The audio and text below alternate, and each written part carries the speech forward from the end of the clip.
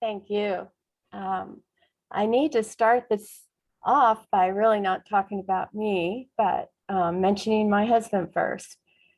We had a building supply, and we had a young lady, Pat Milliron was her name, and she would come from the Forest Service, and they would always send her with a long list of things she needed.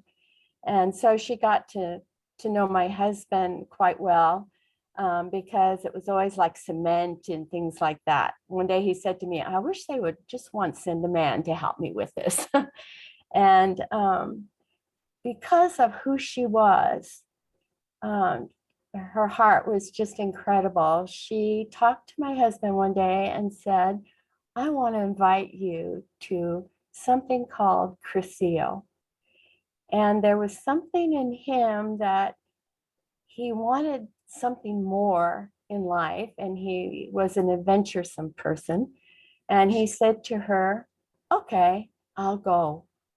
And as the time came closer, we found out 2 nights before that we had a huge load coming in with a lot of equipment and things for, for the store, and lots of things that were large.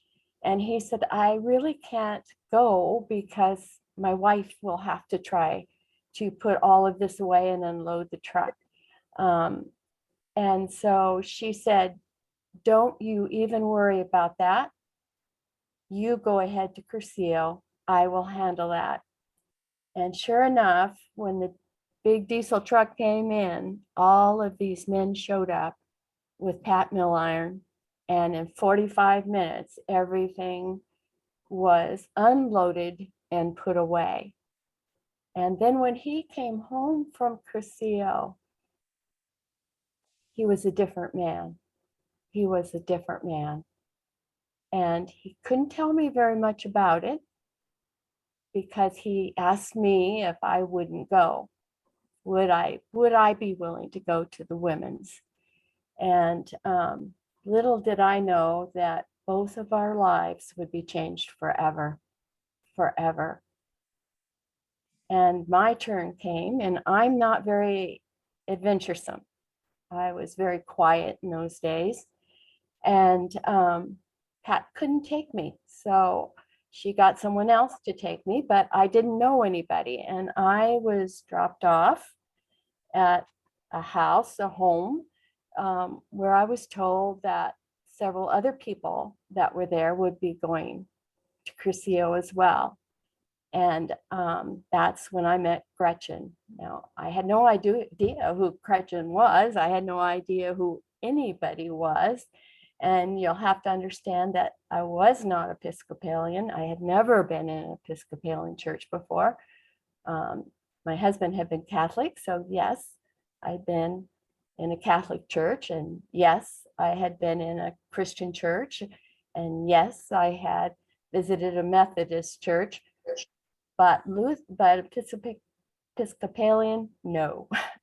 And the Dalles, no, I had never been to the Dalles. No, I had never been to St. Paul's. And so I was younger, and it was kind of a scary experience at that point. And that night when we went down to the church, we all slept in one big room. And during the night, I woke up and I thought, I have to get out of here. And so I slipped out into the hallway, put my sleeping bag on the floor, and slept out in the hallway. And then I was really surprised because I noticed how many people knew Gretchen. And not only that, she knew the whole layout of the church. And I realized as time went on who she was. And again, the whole experience of my Crescio was greater than anything I had ever experienced in my life. I had never experienced the giving of something like Palanca. I had never experienced communion in the way with a heart that it was given to me. I had never experienced anything like what had happened there. And it did change everything in my life. Finding out about Palanca, giving love beyond yourself to help heal others. And then I also, as I got older, I got very involved spiritually. And it was because of what began in me.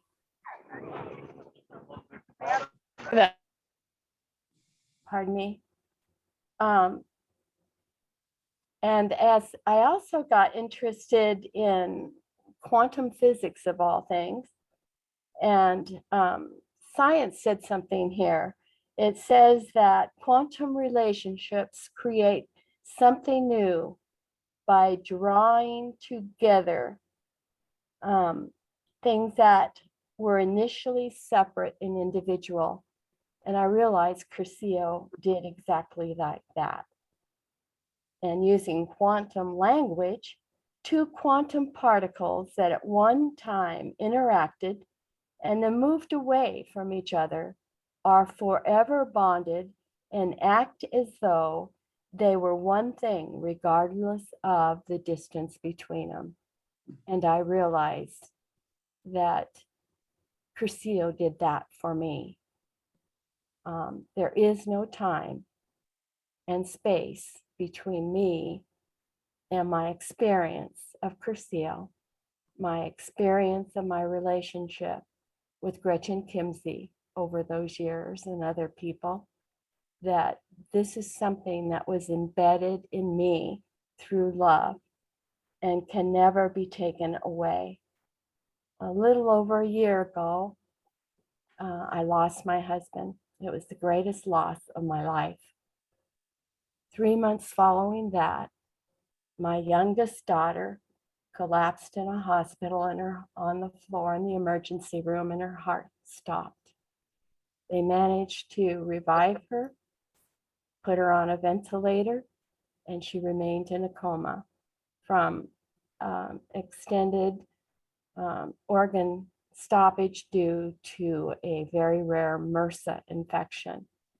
She fought for a long time for her life and is still fighting for her life in many respects. But the person that came back to me that helped me the most, and probably didn't even know it at the time, was Gretchen. The first note that I got from her was so transparent, and I knew she knew exactly what I was going through.